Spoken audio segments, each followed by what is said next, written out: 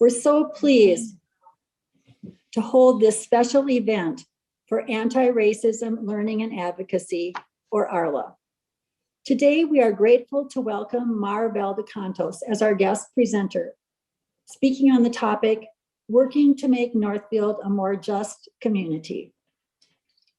Mar grew up in Spain, but has lived in Northfield for many years. She is the founder of Northfield Anti-Racism Action Coalition, NAC. She is also the vice chair of the Northfield Human Rights Commission, the director of Rice County Neighbors United, the radio show host of El Super Barrio Latino, KYMN, translator for the Northfield School District, and an artist, writer, and educator. Before we begin Mar's presentation, please know that Darlene will be muting everyone and that this session will be recorded. During the presentation, please add your questions and comments to the chat. Following the presentation, Mary Lovan will lead us through the questions and comments. Mar is willing to stay on until 10:45 if the time is needed. Shortly before 10:30, I will make an announcement about next month in case some people may need to leave right at 10:30. So with all of that, we welcome you, Mar. Thank you for being here. Thank you so much. This is really a pleasure to talk to all of you and with all of you. So, and if I have a share screen privileges, I can share my screen at some point. Yes. I have a PowerPoint. I will go quickly through the slides that explain what the Northfield Anti-Racist Action Coalition is and how it was formed and who created it. And then we can spend more time talking about our neighbors, that they're most vulnerable in our community, and things we can do to help them. So I'll start sharing the PowerPoint I have.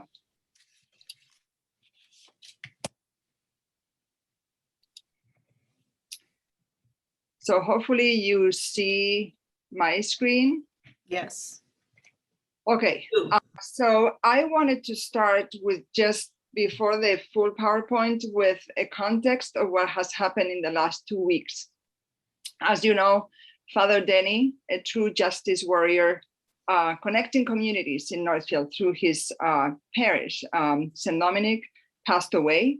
That was put a lot of people in town in a mourning state, and we are still heavily mourning somebody that for many was a figure that was connecting them with the larger community in Northfield, and many immigrants found their home, not only the church, but in Father Denny.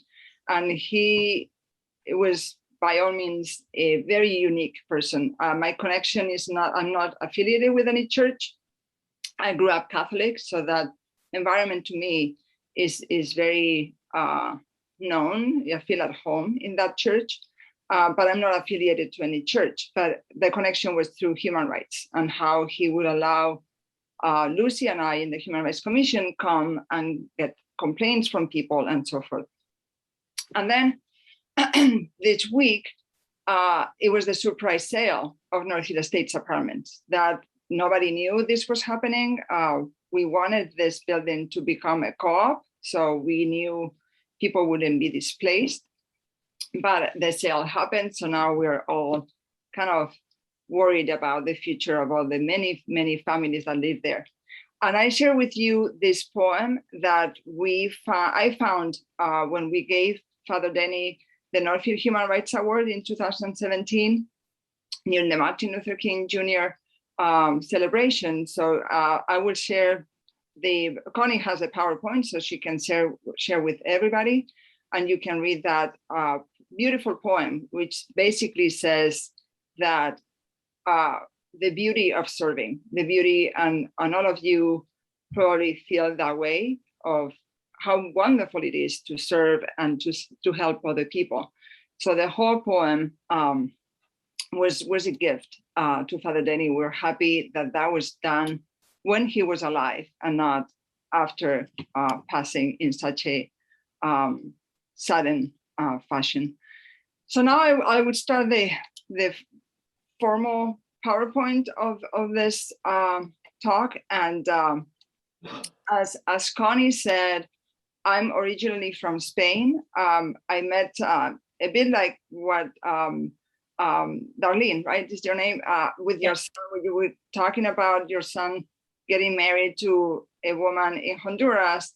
My husband was doing his dissertation work from Columbia University, went to Spain, I met him, and then we decided he wanted to be a college professor, come to the United States. And that was how I'm here, because he works for Carleton.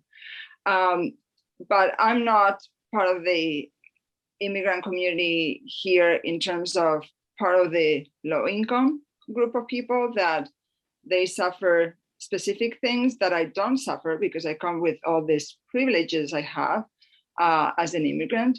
But I connect, being an immigrant myself, we share common experiences, and of course the language and culture is something that I share with everybody, so that's easy for me to connect. So in the summer of 2020, as you know, with all the what was happening in Minneapolis with the horrible murder of George Floyd and all that was happening, many felt we have to even do more. We're already working on issues in town, but we need to do more. So we teamed up with other people that felt as restless as we felt in town. At the time, the two organizing groups was our group, Rice County Neighbors United, Vecinos Unidos, and then North Star, which is a new group of wonderful young people that they graduated from the school district here. Now they're professionals and so forth, so they are very tuned in with, we want education and the schools to be different. So we started the conversations, both groups, and then other groups joined, Stand Up Northfield, Women's March, Say Their Names, other members of the Northfield Human Rights Commission, and many community members, as this group, the Northfield Anti-Racist Action Coalition, wants to be a grassroots movement in terms of everybody in the community that would like to join can certainly participate in our meetings and our actions.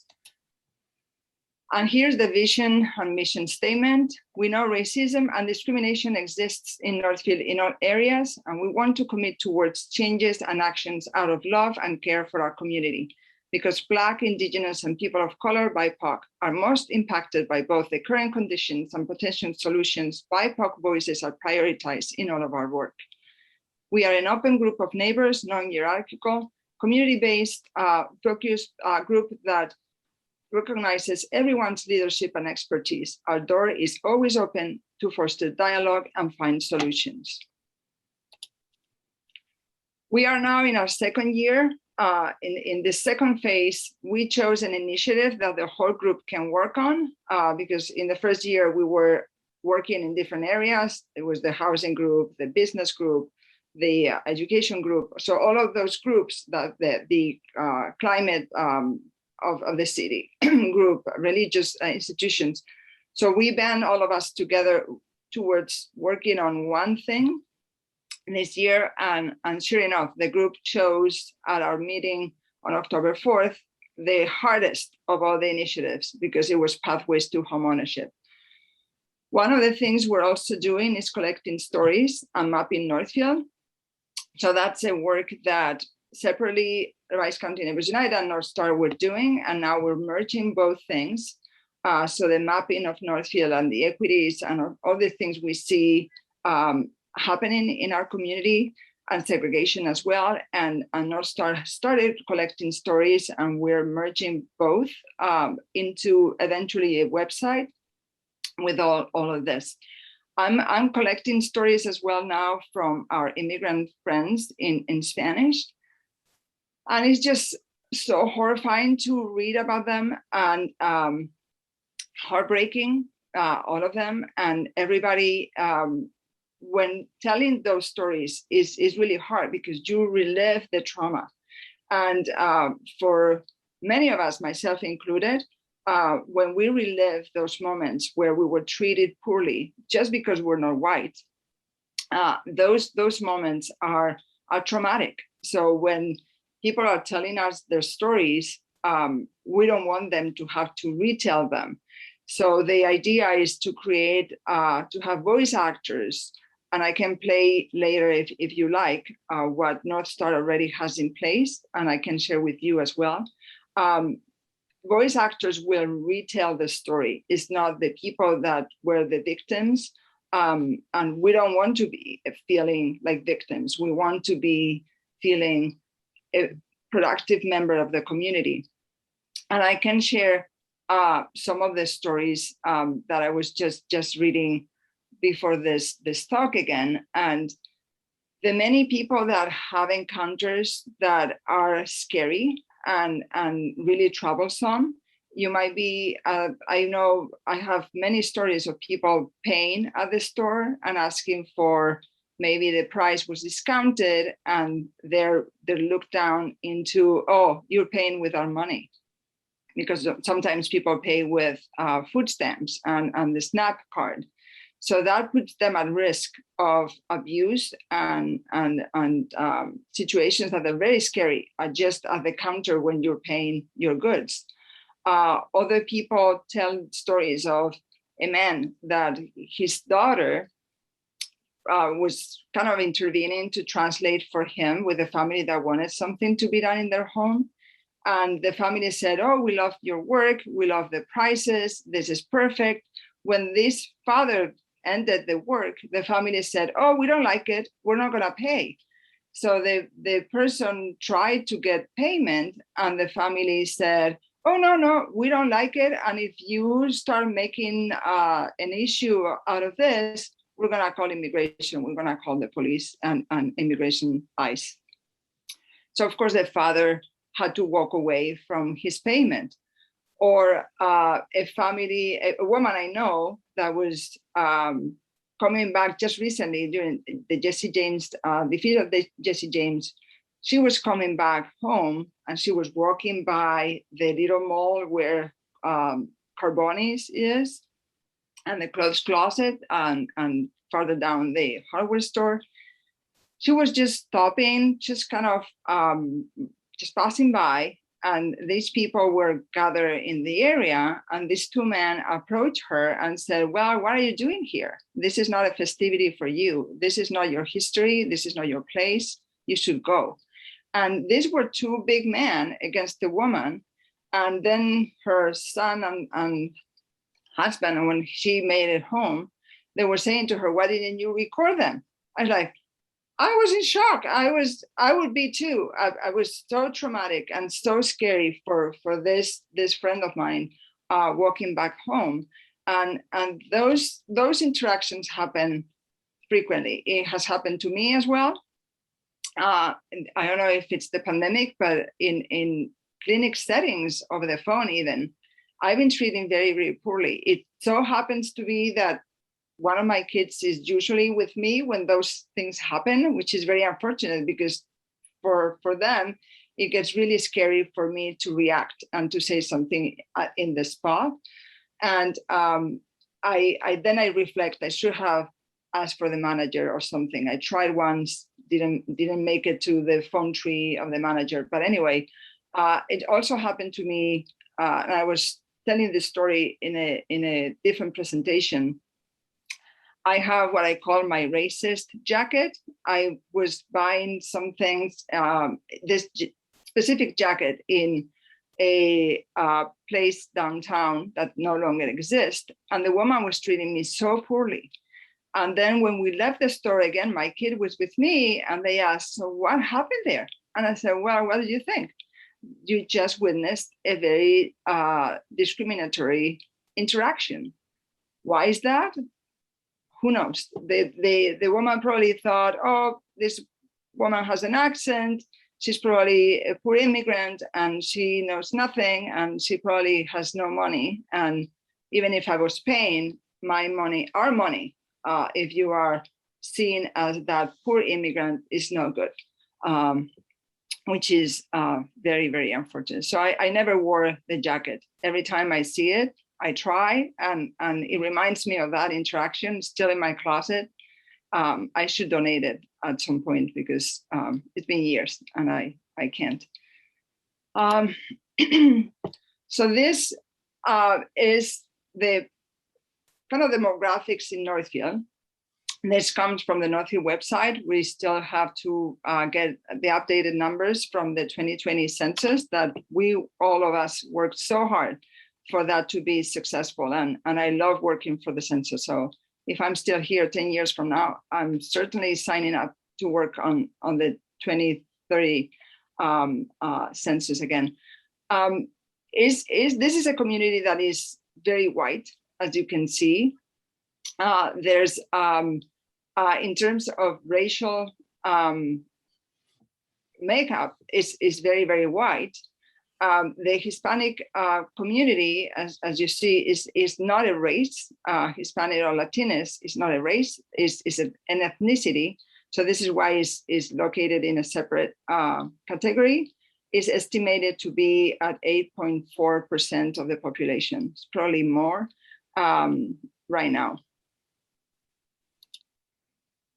If you see the trends as a state and in terms of homeownership, and that's a factor that will determine many things in your life. If you are a homeowner, you're building equity, you can access to bank loans and so forth against the equity of your home. And the very many times the structure of the US in terms of building wealth is around homeownership and around you either are a homeowner or you own a business. So as you can see, the disparities in the state of Minnesota are huge. It's actually one of the worst, if not the worst in the whole country for Black people. And it was somewhat refreshing in the horrible aftermath of the killing of George Floyd. I was watching one of the press conferences by the governor. Governor Walz said at the time, Minnesota is a wonderful state. We have the better rates in many categories, health, homeownership, and so forth. And he ended up saying, this is all true if you are white.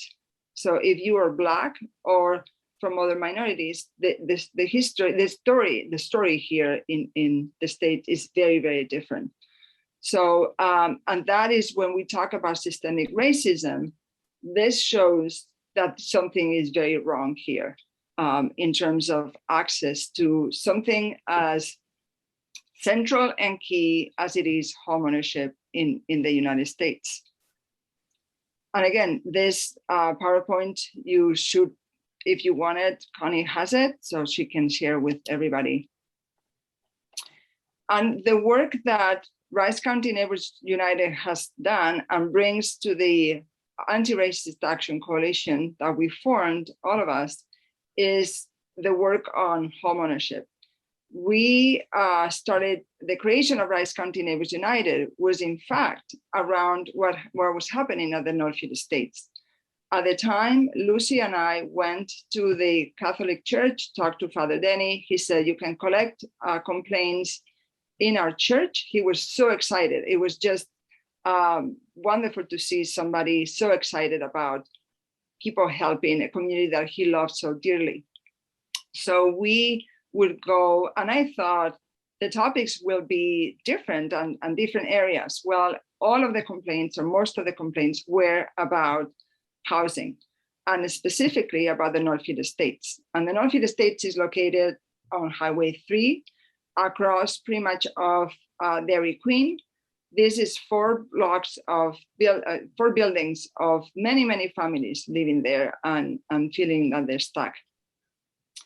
So we worked with the families, and then we realized we need an advocacy group. We tried through the Human Rights Commission, work with the city. What can we do? When we uncover a full-blown cockroach infestation in one of the buildings, living conditions that were just not proper of Northfield, not something that you will find in a wealthy community such as Northfield, and not very much in the United States for that matter. And these are immigrants then suddenly living in conditions that they're same or worse as where some of them were living behind.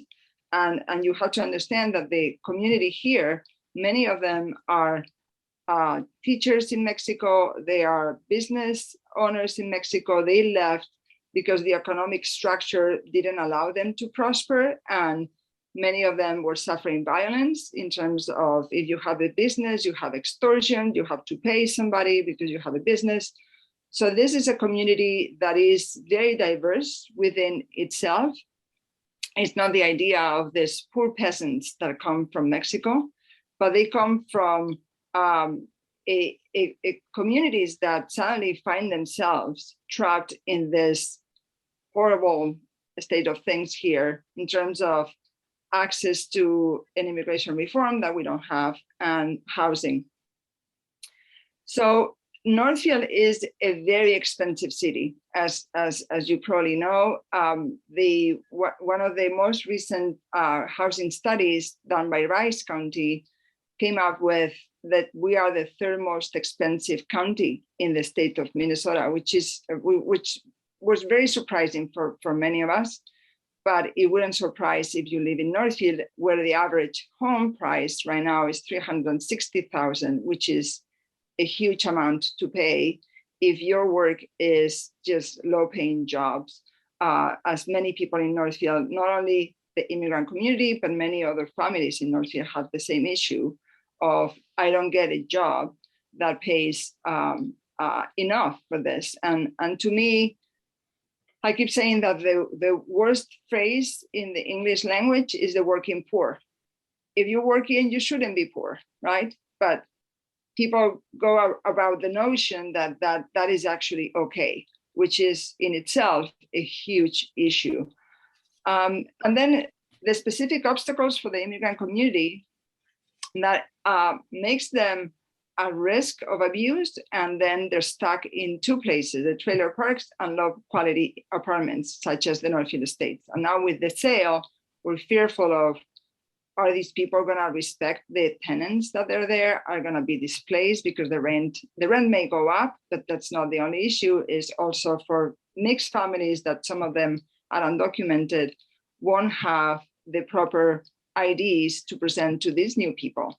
And when we say undocumented, that's better than illegal people because no one is illegal, but undocumented is a misnomer as well because they're not undocumented. They have many more documents than actually people living in the United States because in our country, we have many more documents than you have here.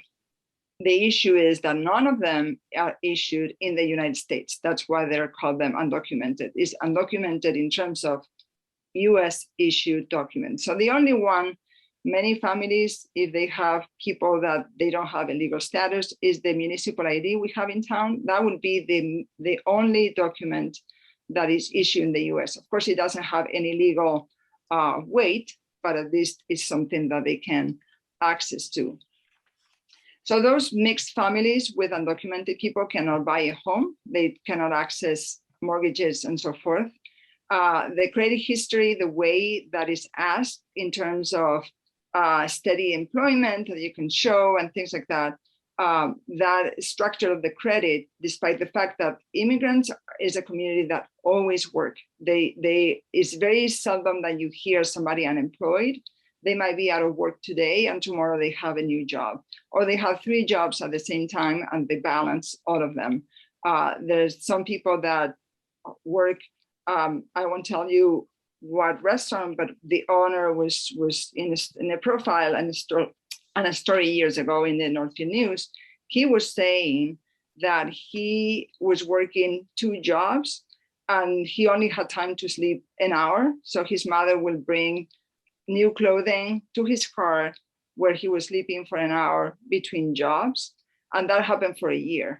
Mm-hmm. So I cannot comprehend how somebody can live and actually perform under those circumstances, but that's the resilience that we see in people. And that's why when they come to tough situations like their living conditions, they're very resilient, but we shouldn't ask of them to be resilient. We want them to enjoy what everybody else in town enjoys. So is the credit history is an issue, and then the lack of bank products that will allow people that they pay taxes, because all of them or most of them pay taxes. They won't receive anything at the end of their when they retire, but they cannot access the regular mortgages. There's some mortgages that you can access with the ITIN number. That's the number that they use to pay taxes, which is ironic in this country. They don't have a work permit, but they are allowed with the IRS to have an ITIN number, which is an individual tax identification number they use to pay taxes. So the irony and the cruelty of the system is just beyond me. And of course, they encounter discrimination when they go to a bank. Apartments are also very difficult for the same reasons: the credit history, or the things they ask, and the requirements that you have to pay many months, and the deposit, and then show that you've been working in the same place for 2 years, and your pay stubs and so forth, and of course, discrimination. We have now a group I have a person in Rice County Neighbors United working. She has worked to map what are the requirements from those places. And of course, discrimination is a huge factor. So if you call and they hear that you have an accent and your name is a Hispanic name and so forth, the treatment is really poor. So she was applying for a place and she couldn't. And then she would call the manager and wouldn't respond. So she paid. Sometimes people had to pay an amount of money to have the managers of those apartment buildings to look into their applications. This is a money that you never get returned. So this manager took the money of everybody that was going to live in the apartment. That was 3 people. Took the money, didn't respond ever to their questions of, do we have an apartment? Do you have an opening? And then the family has a person that speaks English, that is a person born in the US, and an Anglo guy, white guy, and he called for them, and then he got a response. So that shows you that there's discrimination is very much happening in Northfield. And then, of course, we have an issue as well of the population is getting older. Many came, when I came to Northfield in 98. So we're getting at an age, we're already 50s, getting into the 60s years of age, when this population that work the hardest jobs get to a point that they're 70, 75. I don't see how they can keep cleaning rooms in a hotel or doing construction and so forth. So we're gonna see a crisis, because they're gonna be depending on their kids. They won't have anything coming back from the government, because all those years investing, paying taxes won't do anything for them, unless, of course, an immigration reform happens and things can change for the better real quickly. But that's not happening, and is really hard at the federal level, which governs immigration issues right now, despite the promises of so many years. So what can we do for housing? There's housing funds. How do we help people that eventually, if we get a bank that will loan people for a mortgage, and they, even if they're undocumented, can apply? How do we support those families that they need help to pay the down payment, because they're going to be forced to pay a 20% down payment of those expensive homes we have in Northfield? And then they're going to have to pay a very high interest rate, which is 7%, much higher than what all of us pay for our homes. So how do we support them? There's efforts to create a community trust fund in Northfield that will help with that. We are a wealthy community. We can do this. ADUs, the tiny homes for churches. I don't know if you know, but the ordinance allowing for those tiny homes to be built in people's backyards, they can also be built in churches. So we have the Northfield Anti-Racist Action Coalition has a presentation ready to go to talk about those ADUs in churches. If all the churches in Northfield, and most of them can do this, only a few that are in commercial areas on the highway towards Target, those churches cannot because they're set in commercial areas. But all of the other ones, they can do this. They could build their own ADUs, those tiny homes in their churches, and then house people. Maybe it's homeless people that are in transition, or maybe it's families that they otherwise cannot get a home or a place to be. And then, as I was saying with this example of this white guy helping this family with the apartment that they never got in any event, but at least he got an answer. Many of us have keep thinking we need those allies. We need the white shields. As you know, if you were following the protest last year, they were talking about white mothers getting in front of the protest and white people, so they could protect people of color in the back. So the police wouldn't attack the way they do, because as we know, discrimination and racism is very much alive in our communities in this country. And for that matter, in the world, because that's a world issue, is not an US only issue, is everywhere.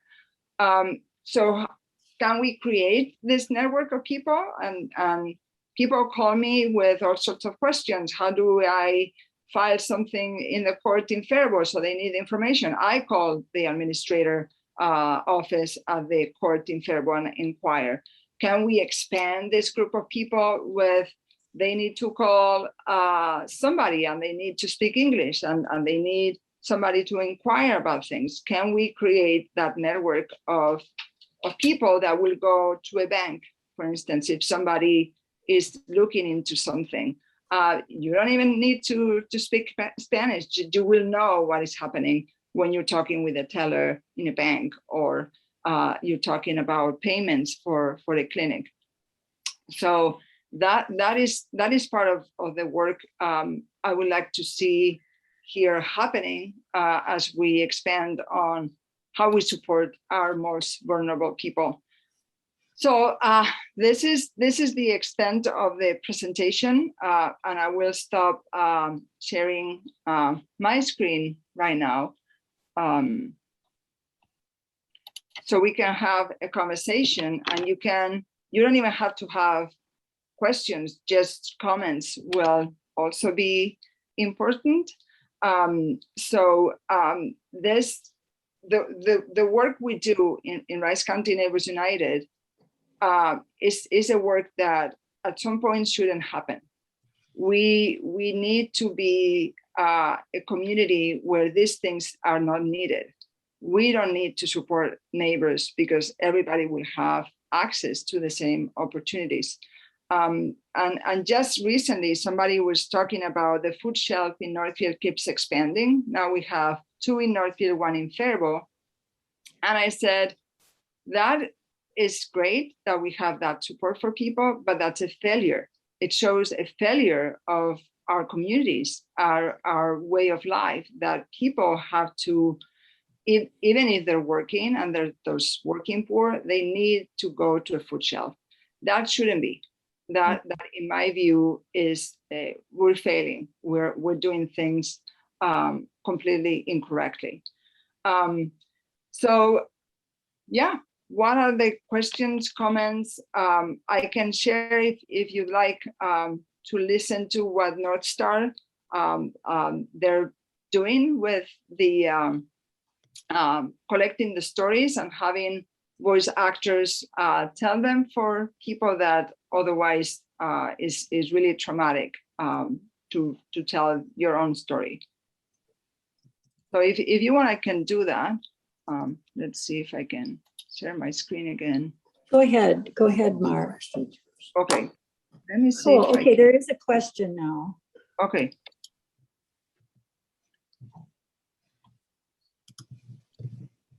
Okay, I have the other thing ready to go. If Okay. I unmuted myself because I believe I am the one assigned to do this. Here's your question. Is there an affordable housing trust fund started? So not yet, not yet. We are, and Dana is here on the call. We are part of the Northfield Affordable Housing Task Force, and I was part of the Governor Dayton Housing Task Force way back. And when I was part of the Governor Dayton Housing Task Force, that was the biggest finding. There's a gap between people in the state, those gaps between white people and people of color. We see that as well in Rice County. So with Dana and the group of the Affordable Housing Task Force and Emily Fulton Polly, I see her here. She's also related to that group. We're trying to find a way to create that trust fund. So once it's created, is something that we're debating who will be, what is the organization that will have the fund, so people can donate to the fund. The city can also participate in that fund. So we help people. We badly need that, and especially now after the pandemic, that so many people struggle with housing, and many people in our community didn't have access to any help until recently, and even though the help came from the state of Minnesota, was very hard to get, and very, very kind of convoluted process of how to apply. And you couldn't pay your rent. The landlord was asking for the rent, but you couldn't pay because otherwise the state wouldn't help with the payments. It's been really, really hard. And I see Dana adding about the trust fund. I'll just say this, the Affordable Housing Trust Fund, it is set up, it's not set up yet, but the municipality has to start it. So it's going to City Council in December, and the city has to dedicate at least one stream of funding annually. And so I'm hopeful that the Housing and Redevelopment Authority will do that. I'd also like to see the Economic Development Authority contribute some money. We know that economic development is very tightly tied to housing. So the way that the Affordable Housing Trust Fund works, just the technicality is the municipality has to start it, but the municipality does not have to hold it. There's some discussion / disagreement between some advocates for this and the city about who should hold the Affordable Housing Trust Fund. I'm hopeful that it will be held elsewhere, because what the trust fund is it really is another bucket of money that is contributed to by the city, but it also can be contributed to by businesses, by individuals, by grants. So we want people to think benevolently about this Affordable Housing Trust Fund. People always don't write a check to the city of Northfield with their benevolent dollars. And so we're hopeful that it can be held somewhere else. What we love about the trust fund is it has local control. So many other funds that the city gets, there's other strings to it. And so the trust fund, and this is why that governor's task force has really lifted this up, because it's local control that can really respond to local needs. So it does have to start at the city, and the city is following through with that, but the details are going to be worked out later. And that's exactly right. With when you have people that they come with federal issues in terms of immigration, there's so many places that they cannot apply, because if an organization gets federal dollars for their work, Three Rivers, for instance, is on the same boat, then you cannot house people that the so-called undocumented people, which is really, so having funds that they're unrestricted that way, that is donations from people and municipalities, that is where we can make a huge difference. And it was very telling during the pandemic, again, that so many people in our community couldn't access unemployment benefits. They couldn't access housing help at all. So it was nonprofits, including Rice County Neighbors United, which is not a charity driven group, is more empowering advocacy, changing the rules, changing the laws of the city so the systemic issues go away.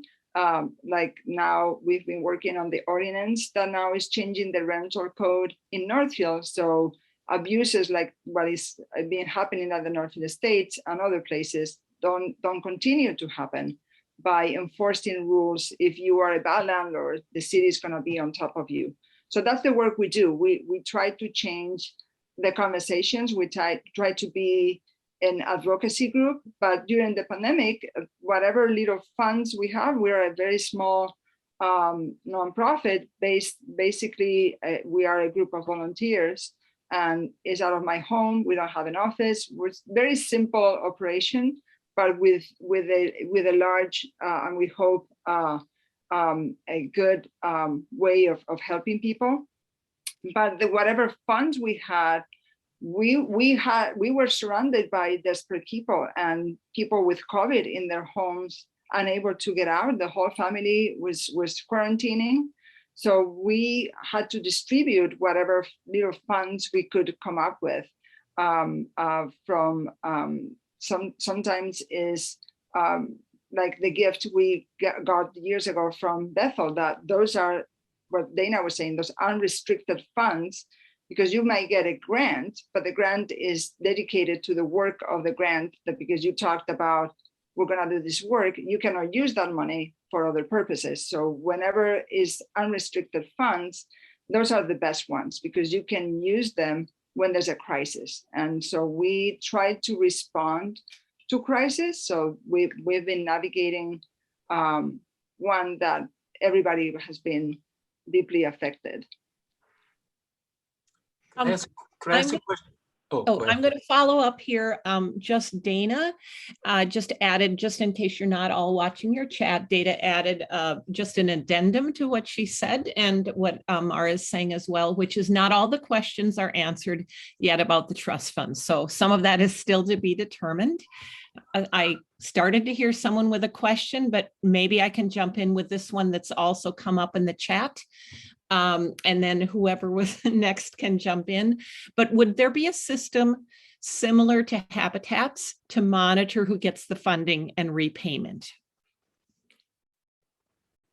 Yeah, those are the details to be explored. So Habitat, and that's a conversation with Dana, Habitat cannot do it all, cannot be the only one organization offering entry-level homes. And that's why we need in Northfield. We need those homes that will allow people to start investing in a home. And that affects, again, not only the immigrant community, that affects everybody. I had a conversation with a big company in town, and he was the president of the company was saying the same thing. My workers, that they're not immigrants, they have the same issue. They cannot work and live in Northfield because it's too expensive. And Habitat for Humanity is on the same boat with many others that in the case of receiving federal money, they cannot grant, they cannot have people that they don't have a legal status as part of Habitat for Humanity. So that venue is also not being able to be explored by immigrant community here. Because we have a community of mixed people, so many people will have their green card and work permit, but many others don't. So that is always an issue. And their kids, many of them were born here. Again, this is a community that has been here 30 plus years. So now we all have children. They all are getting into young adults, adulthood, and so forth. And the families struggle with, how do we ask of our kids? Are we asking them to be the person in the family investing in a home? That is tampering their future. That is tampering their chances to go to college, the chances to eventually own their own home, because they're going to have already a home for the family. So they struggle with things that the rest of us, we don't even think. We don't even have to pay attention to these things. So So that is a big issue for so many people. And then recently at another housing meeting, Matt Hillman that was present, he said something that has a lot of weight as well. If we're asking for the city and the world for that matter to be working against climate change and reduce those trips in your car, if we have people working in Northfield that they would love to live in Northfield, but they can't, they're coming into Northfield from other outside communities. So many people live in Faribault because they can find better lower priced homes in Faribault, but they work here. Or they live in Lonsdale or Farmington, or all the other communities around us, and they have to drive into Northfield.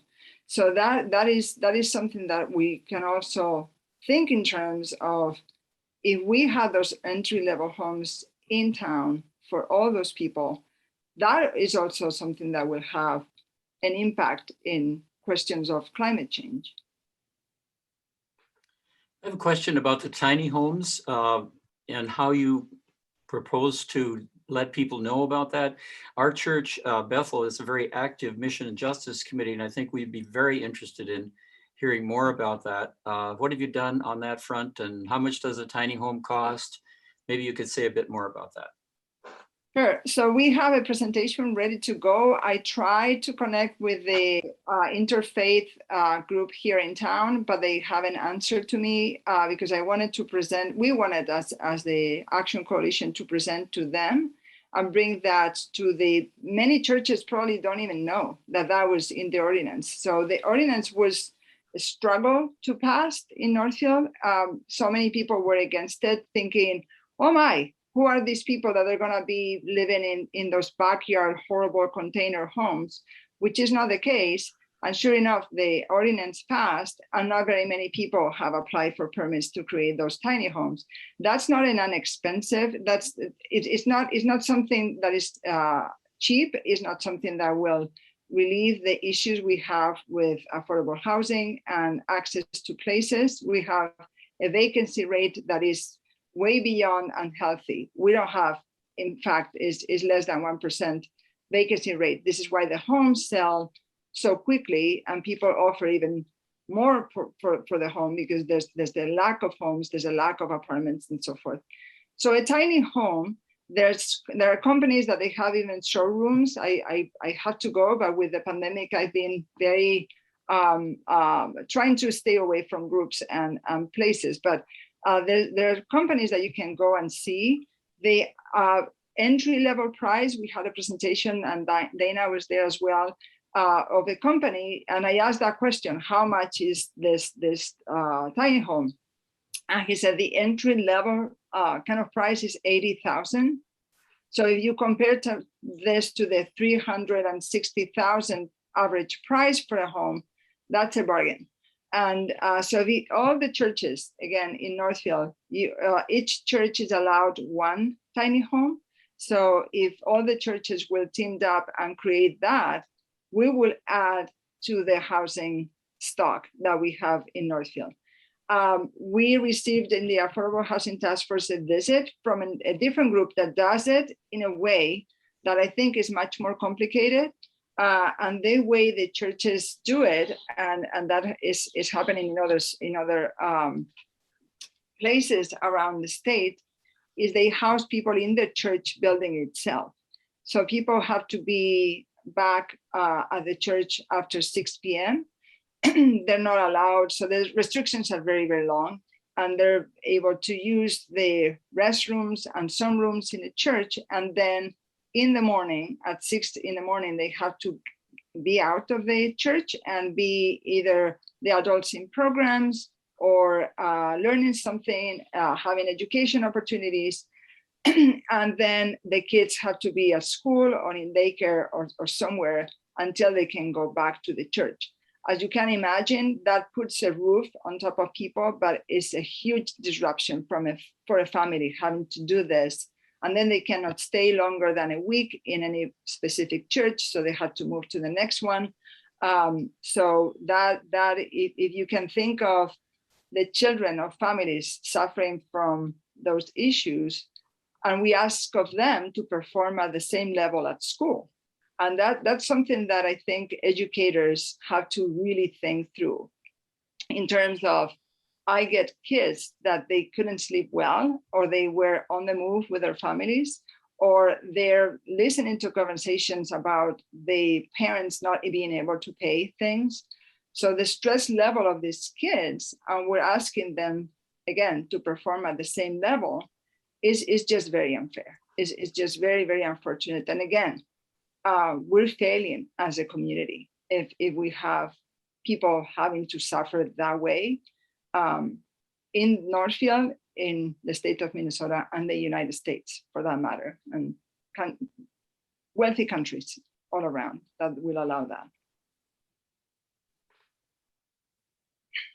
So yeah, I have the presentation ready to go, and we can deliver that presentation anytime, or I can send you the PowerPoint and you can review all the wonderful things that we can do if we think outside the box. We are at a point in time that we need to think creative solutions in terms of housing, in terms of homeownership, in terms of how people can better their lives. And that betterment of everybody is a betterment of our community as a whole. And that everybody always talks about, well, Paul Wellstone, and we all do better when we all do better, and that's so true. And that is something that we can all do and partake in solutions. So we have to be creative. We have to find land that people can start building those entry-level homes. We need apartments as well. We need. I would love to see apartments for sale, not condominiums. I come from Europe. And in Europe, we all grew up in apartments that the family owned those apartments, no matter how small or big. And Mexico, same thing. The women I work with, it's usually women that respond. It's not that we're sexist, we invite everybody, but it's usually women. And they were saying that's the case in Mexico as well. So many people live in apartments. So that is, I think, the end of the presentation. I know Connie wanted to give an announcement before everybody leaves, and I can certainly stay for 15 more minutes if you have more comments and questions. And thank you again so much for this opportunity. The more we learned about these things, the more we find solutions. We have wonderful brains, all of us, so we can find them. So thank you so much. Thank you, Mar. Yep, I'll just say, okay, go ahead, Mary. Dana, not a question, but Dana did give a link in the chat to the small homes, the tiny homes. So if anybody hasn't opened the chat and wants to check that link, they should do so. Mar, thank you so much. I just wanted to ask you, were you thinking about sharing some recordings, or you had said something about that at some point? Would you do that? Yeah, I can do that, but let's have Connie before everybody leaves. Sure. For the announcement. Thank you so much, Mar. You have challenged us, you have inspired us, and we are very grateful. Our next ARLA meeting will be on Tuesday, December 14th from 9:30 to 10:30 on Zoom. All of you are invited to attend. We will be discussing 2 YouTube videos in small groups. More information will be coming from Paula. Leslie Rodriguez-Vasquez's talk on October 19th is now on the Bethel website, so take a look at that. Mars will be there within a week or so. The ARLA resource list that Mary Lovan prepared is also on the Bethel website, listed under ARLA, so take a look at that. Again, thank you, Mara, so much, and thank you all for attending, and if there are more questions, we will go on to, or comments, we'll go on to those for another 15 minutes, and knowing that some of you do need to leave because of other time constraints. So thank you again. And Mar, I don't really know where to begin, so thank you. Thank you so much. So I'll share, feel free to go, but if you linger around, it's not a long YouTube, it's a video, but it's audio only. So let me share that.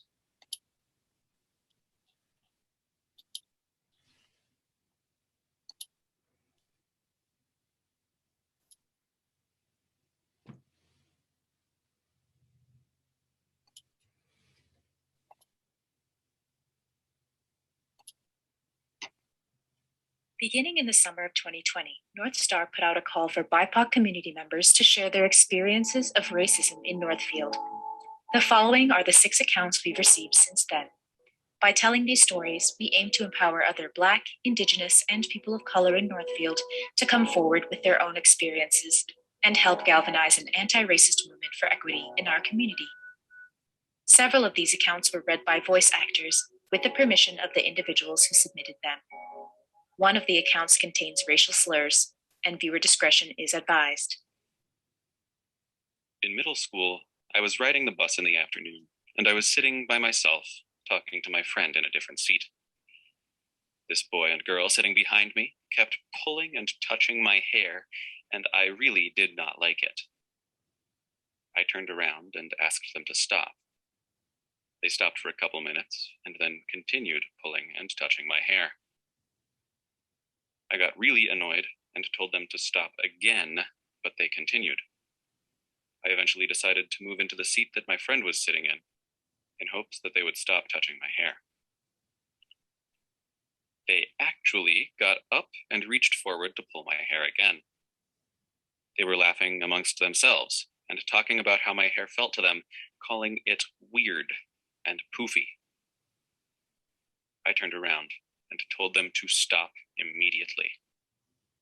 I can't remember if they stopped after that because my stop came shortly after, but I remember the boy laughing and whispering, "Triggered," to me. On a separate occasion in middle school, I was standing by the building talking to some friends, who were all white, before going on my bus. A kid who I didn't know ran up to me and yelled, "Ebola," in my face, and then ran away towards his bus.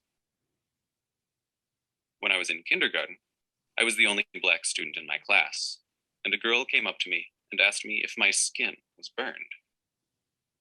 I told her, no, my skin isn't burned. I was born this way. In one of my high school classes, we were watching a documentary about the slave trade, and were having a discussion about it afterwards. One kid began to talk about how it's a shame we don't talk about white slavery as much. It was very insensitive considering we just watched a documentary that was very upsetting for most of the class. Other students, including myself, said that white slavery and Black slavery are not the same thing at all, because white people are not suffering the aftermath like Black people are. The student just shrugged me off and didn't listen whatsoever.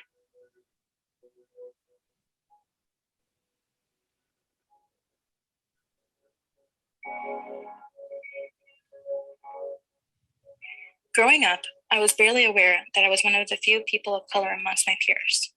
I knew I was different, but I didn't think it mattered, and it didn't seem to.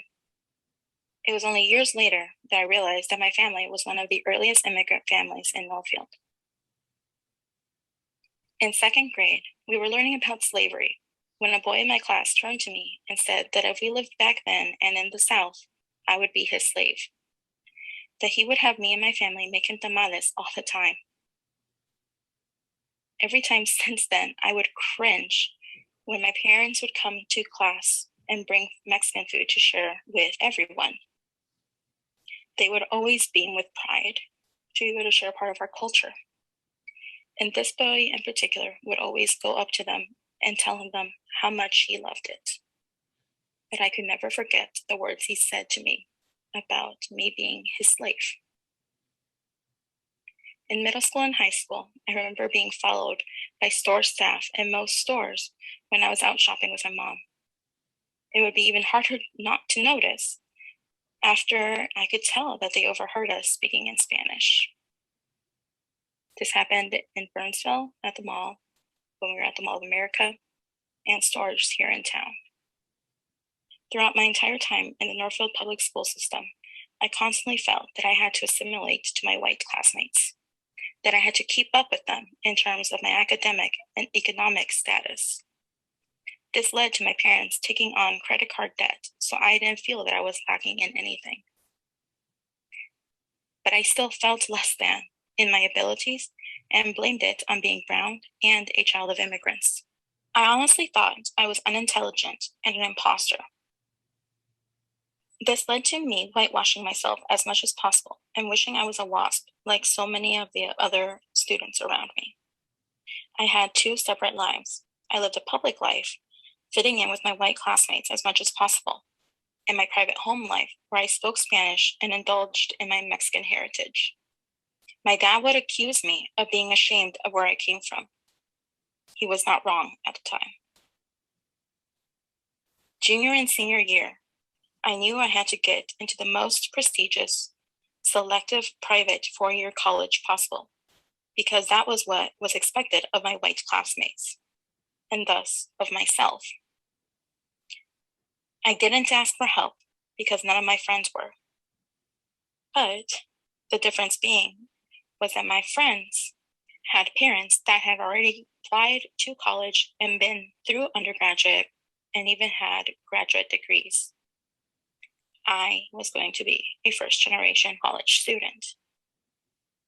At this point, my own internalized racism was so strong, I looked down on any of my Latinx peers for not being in AP classes, applying to colleges, and still speaking mostly Spanish, and basically anything that made them different from the whitewashed version of myself. It is now, after completing my undergrad, one master's program, working on a thesis for a second master's degree, and researching PhD programs, that I realize how crucially beneficial it would have been for me to have teachers and mentors when I was in grade school that looked more like me. To this day, I've only really had one mentor that looked like me, and she was my advisor for my undergrad. That is surprising considering after Northfield, I moved to San Antonio, Texas, where the population of Hispanics is much higher.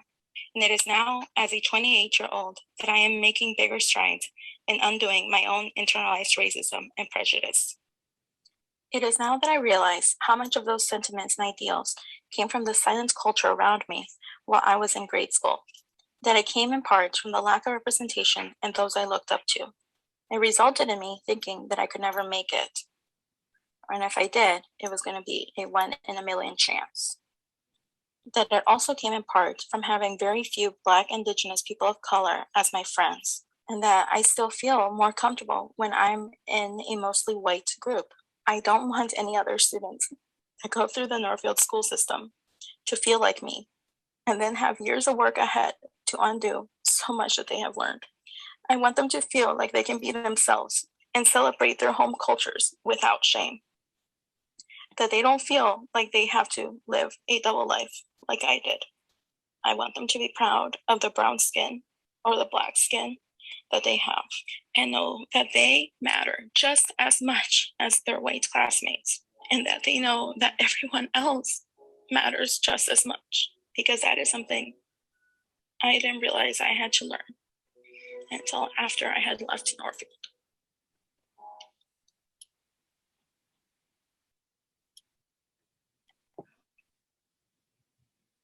Well, it's always hard to listen to those stories. Is always a journey of identity.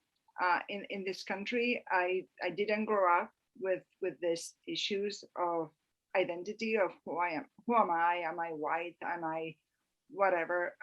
Many of us in the countries we come from didn't grow up with that as well. So that's a conversation that for many of us is new in this country. And my own kid now in college goes through the same description of growing up in Northfield with white friends and feeling, what is my place? And I was very surprised when I was working in Carlton years ago when I came in '98, and I was receiving emails and invitations as a woman of color.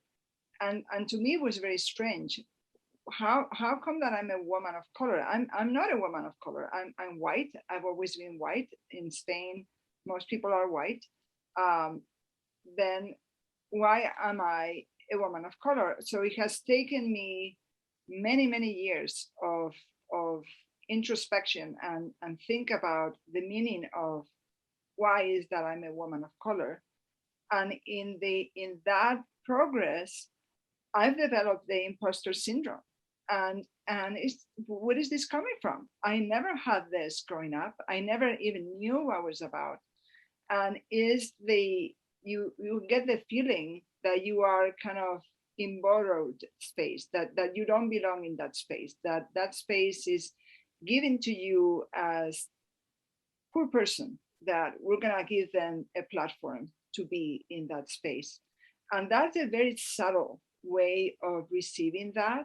And it has happened to me. I work with different groups in Northfield over the years. And the way I'm treated when I'm presented with white people by my side is different from when I'm bringing immigrant friends with me. I can sense it. Again, it's very subtle. Discrimination is very hard to pinpoint. Is something that even lawyers struggle with cases of discrimination. The Department of Human Rights at the state level, same thing. It's very, very hard to demonstrate that that's happening. And it's the biases we all have.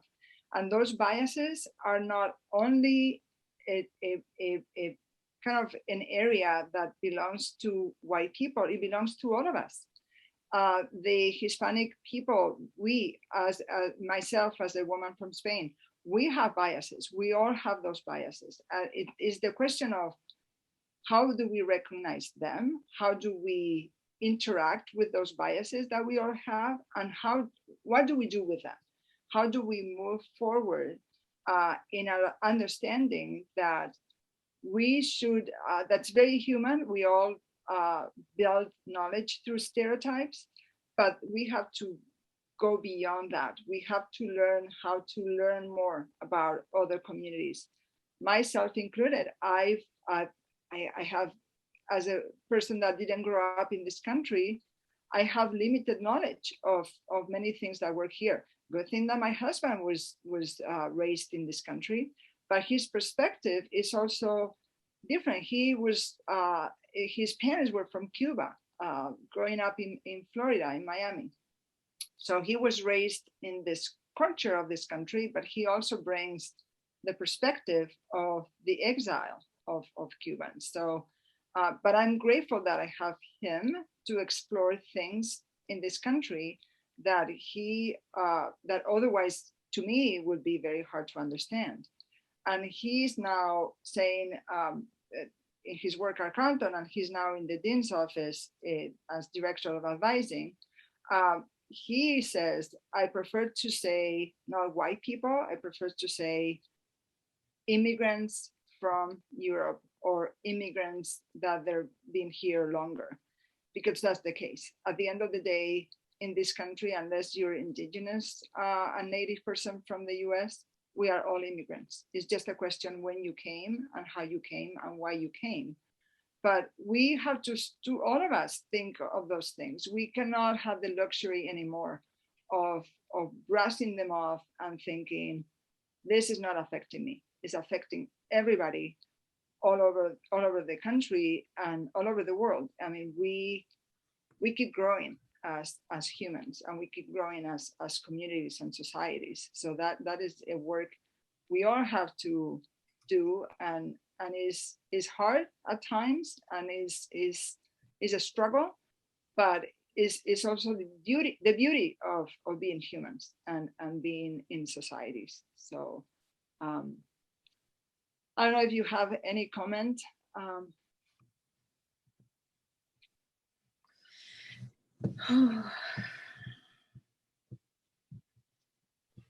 Food for thought. Let's see. Yeah, There are still a lot of people here. I just put it on gallery. Any last comments before Mar has another presentation at 11, or another meeting anyway at 11. So we should give her a little bit of a break in between being with us and the next. Yeah, that's totally fine. I can keep talking and talking and I think is a good thing to learn from each other, to realize we're all in this together. So I'm against flags and borders and countries. I'm like Einstein. We are the same in that. we are children of planet Earth. That's who we are. And that should be, in my life, that's my guiding principle. We should all think of ourselves as children of the planet, and that's it.